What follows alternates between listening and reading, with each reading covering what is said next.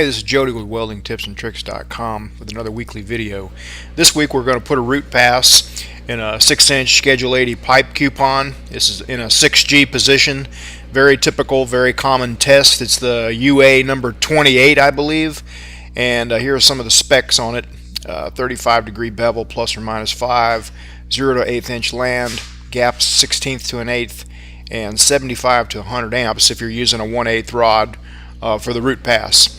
Now that can be a problem sometimes, a 75 to 100 amps, because there are times, depending on the size of the land and the size of the gap, you might need closer to 70.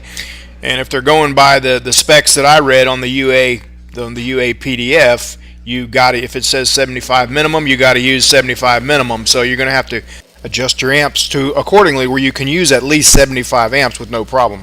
Now this is the time to kind of gauge that when you're putting the tack welds on there. If you've got a good keyhole and it's not getting too big with you, then you know you're in pretty good shape. But if you're tacking and your keyhole's kind of getting out of control, then you know you might need to turn it down, especially because you're tacking in the horizontal position and you're going to be kind of welding sort of vertical uphill coming off the bottom. So you kind of got to get an eye for how your tacks go in, for knowing the heat, because you're going to be welding on a strange machine if you're going to test somewhere, and it's not going to be the same. Machines make a lot of difference. That's why pipeliners and rig welders are so particular about using their Lincoln SA200 versus a Trailblazer or something like that, because the arc makes a big difference. You need to be able to adjust the arc, and machines have different characteristics, and some of them will kind of let you adjust as you go by using a longer or shorter arc, and it makes a huge difference on an open butt root pass. But anyway, in any event, you'll want to taper, feather your tacks, grind them nice with a nice long feather on each end, so that you can burn into them when you tie in and when you're coming off of them. When you light up on the tack, you need to be able to make a good transition, and that looks something like that. Also, using a really thin grinding wheel, if something closes up with you, it'll let you stick it in there and open the gap back up and get you out of a bind. And that was like a 1/16 wheel there. It works pretty good. Now, how you hold the electrode in the electrode holder is a big deal on a 6G, and this is kind of how I like to do it. I put it in there kind of facing down like that, and the reason is because it lets me twist my wrist as I progress upward, and it keeps the rod angle the same. All I've got to do is gradually twist my wrists as I progress upward, and it keeps that rod angle pretty much aiming toward the center of the pipe, and that's kind of what you want to do in your mind's eye. And when you light up on a tack, the way I do it is I kind of long arc it to begin with and get that tack heated up, and then gradually tighten the arc up, and then when I get to the end, just jam it in there pretty tight and get that keyhole going. Now I've got the rod. I'm kind of scooping out metal as I go forward. I can kind of feel it. I can kind of feel it scooping out metal, and then I go back into the puddle and try to keep it pretty tight. And here I'm tying into a tack, and I'm kind of pushing that keyhole right into the tack, and then I'm going to come out on the bevel before I snap out of it. That's not always necessary. Some guys just trail out right on the middle of the tack. And here I'm lighting up again, long arc it a little bit, and then dive on in there nice and close, get the keyhole going. Now this is a little bit wider gap here, so keyhole wants to kind of open up a little bit. The puddle's not coming with me quite as much as it was like on that first tack that I made, but it's not out of hand either. It's definitely within the limits, within the scope.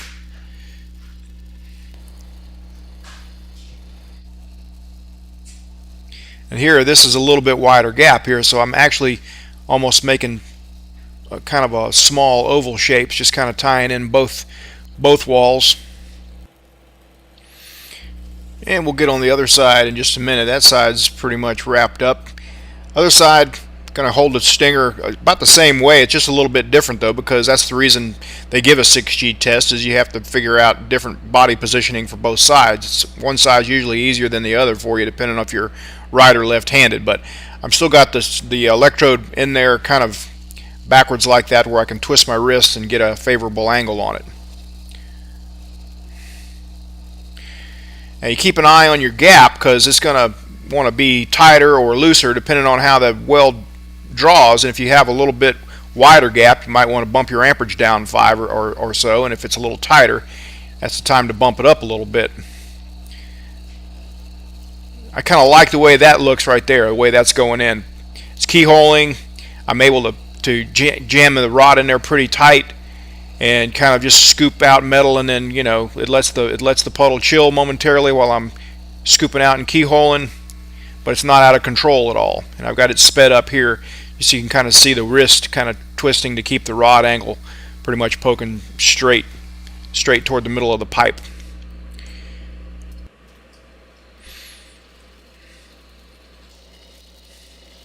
Now this is a little hot right here. The gap was a little wide. You can handle some variation like that without having to stop and change your amperage, but only to an extent, and a lot of it depends on the type welding machine you're using.